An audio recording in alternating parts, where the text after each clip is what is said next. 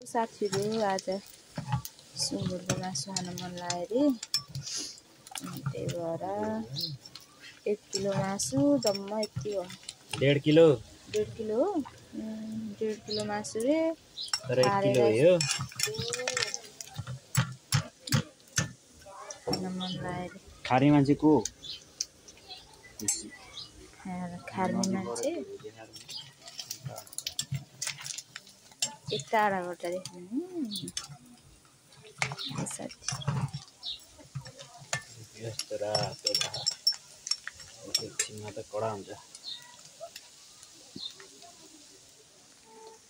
मुर्गो मासु ट्याक्क भरे 3 पानेसँग च्याट्ट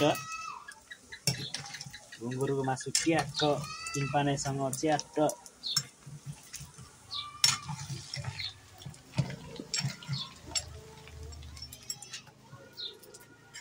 रकी ओइ यता हेर ल मान्छेहरु